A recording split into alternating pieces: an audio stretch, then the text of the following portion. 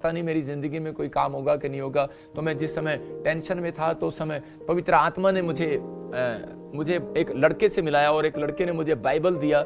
और उसी समय उस लड़के ने मुझे जब बाइबल दिया तो मैंने मैथ्यू चैप्टर उसका 18 का 18 जब खोला तो उसमें मैंने देखा कि जो तुम धरती पर खोलोगे वो स्वर्ग में खुलेगा, जो तुम धरती पर बांधोगे वो स्वर्ग में बंधेगा। इसका मतलब कि मैं देख रहा था उस वचन को, मैं बड़ा हैरान हुआ उस वचन को सुनने के बाद कि मतलब कि मैं कह रहा हूं, मैं लोगों के पास जा रहा हूं, यार मेरा बिजनेस खुलवाओ किसी तरीके से। मैं किसी के पास हेल्प मांगने के लिए जा रहा हूं, यार मेरी ये मदद कर दो, ये मेरा कर्जा उतर जाए। मैं लोगों के पास जा रहा हूं, लेकिन उस समय में मैं जब इस वचन को पढ़ रहा हूं तो इस वचन में साफ लिख रहा है, यहाँ पर वो बोल रहा है जो तुम धरती पर बांधोगे स्वर्ग में बंधेगा, जो तुम धरती पर खोलोगे स्वर्ग में खुलेगा। इसका मतलब कि आज आपका विश्वास जो है आपके लिए खोलेगा। लेकिन ये वचन मेरी समझ में नहीं आया, तो उस समय पवित्र आत्मा ने मुझे बताया, मैंने परमेश्वर से प्रार्थना किया। मैंने कहा प्रभु मैं नहीं जानता हूं कि यीशु मसीह हमारा भगवान है कि नहीं है, कैसे है, लेकिन मेरे को किसी ने बताया कि तुझे छुटकारा पाने के लिए तुझे प्रभु के नजदीक जाना होगा। और उसी समय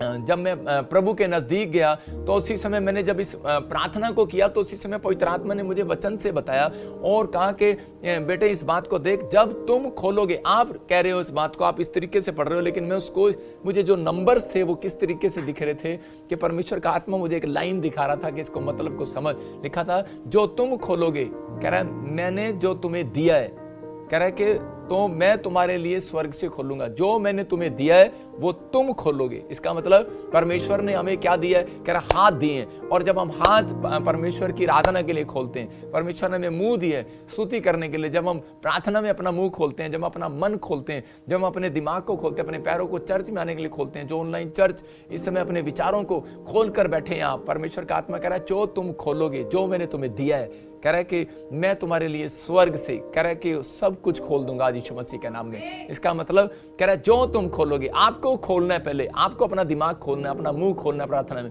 आपको अपने हाथ खोलने। आपने अपना दिमाग खोला कि नहीं नहीं नहीं यार वो तो आपके दिमाग में कहा होगा किसी ने, अरे क्या होता है ऑनलाइन चर्च देखने से, कुछ नहीं होता। लेकिन किसी ने आपको कहा होगा नहीं नहीं प्रॉफिट बजिंदर हमारे लिए भविष्यवाणी करता है, हम विश्वास करते हैं होगा होगा। मैं ऐसे लोगों को सुनता हूँ जो मुझे लोग मिलते हैं आकर यहाँ पर अपॉइंटमेंट लेकर या चर्च में आते हैं, बहुत दूर दूर से यहाँ पर लोग आते हैं, वो मैं सुनता हूँ उनके विचारों का कि हमने ऑनलाइन प्रोफेसी को सुना और हम ठीक हो गए, ऑनलाइन प्रोफेसी को सुना और काम हो गया। इसका मतलब कि आप बंधे हुए हो। लेकिन जब आपने अपना मन ऑनलाइन चर्च में खोला है तो आज याद रखना कि आज आपका हर एक काम खुलने वाला है यीशु मसीह नासरी का नाम, क्योंकि स्वर्ग से खोल दिया गया है। बाइबल बोलती है, कह रहा है कि जो तुम धरती पर खोलोगे स्वर्ग में खुलेगा। इसलिए कह रहा है कि आपके अंदर ये विश्वास होना चाहिए कि मैं आज मुंह से आज मैं प्रार्थना करूंगा और परमेश्वर मेरे कामों को खोलेगा। जब तक पवित्र आत्मा के दिए हुए दान को, जब तक दी हुई चीजों को आप अपने लिए नहीं खोलते, आप परमेश्वर के लिए नहीं खोलते, आप हाथ खोल रहे हैं, आप अपने पैसे की मुट्ठी को खोल रहे हैं, आप दान को खोल रहे हैं, आप अपने मन को खोल रहे हैं, अपने विचारों को खोल रहे हैं, अपना मन खोल रहे हैं बाइबल पढ़ने का, प्रार्थना करने का। परमेश्वर का आत्मा कह रहा है कोई चीज ऐसी नहीं है जो मेरे से बिना पूछे बंद की जाए। इसका मतलब कि वो फाटक जो है वो बंद परमेश्वर की इजाजत के बिना नहीं हो सकते।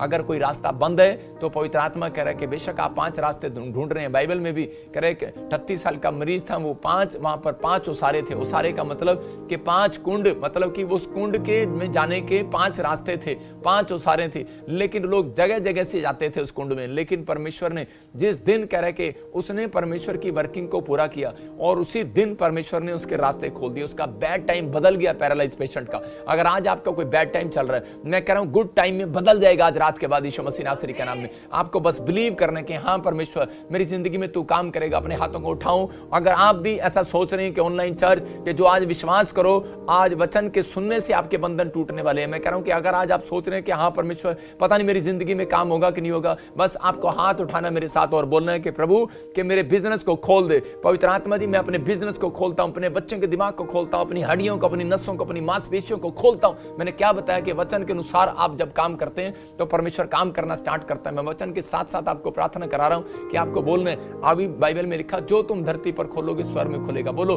कि मेरी हड्डियां जो जुड़ी हुई हैं खुल, जो हड्डियां जो मेरी पैरालाइज में या मेरे हाथ कोई पैरालाइज में जुड़ा हुआ है इसी समय खुल जाए यीशु मसीह के नाम में। मेरा बिजनेस जो बंधा हुआ है बोलो खुल जाए यीशु मसीह के नाम में। मेरा मन जो है कह रहा पाप के लिए बंधा हुआ है तो इसी समय खुल जाए, पवित्रताई के लिए खुल जाए। मेरा मन खुले बाइबल पढ़ने के लिए, प्रार्थना करने के लिए। बोलो इसी समय पवित्र आत्मा जी मेरे बच्चों का दिमाग खुले, मेरा बिजनेस खुले, मेरे हर एक नसें, मांसपेशियां, हड्डियां, बिजनेस, घर, परिवार, हर आशीष खुल जाए यीशु मसीह नासरी के नाम में। आप कह रहे हैं तो परमेश्वर खोल रहे यीशु मसीह के नाम में। आपको बस कह रहा कि जब आप अपने विचारों को खोलते हैं कि पवित्र आत्मा में आज तो मैं प्रार्थना करूंगा, आज तो मैं ऑनलाइन चर्च अटेंड करूंगा। परमेश्वर ने मुझे कहा था कह रहा जो 1 साल ऑनलाइन चर्च अटेंड करेंगे 2021 के अंदर, मैं कह रहा हूं पूरा होने वाला है, 2022 आपके लिए सबसे अच्छा आएगा यीशु मसीह के नाम में। आपके लिए बैड टाइम बदल जाएगा, गुड टाइम में स्टार्ट हो जाएगा यीशु मसीह के नाम में। बाइबल बोलती है लेकिन आपको अगर अपना बैड टाइम बदलवाना है तो बाइबल बताती है प्रार्थना करना जरूरी है, क्योंकि प्रार्थना खुदा के दिल को जीत लेती है, खुदा के दिल को नम्र बना देती है,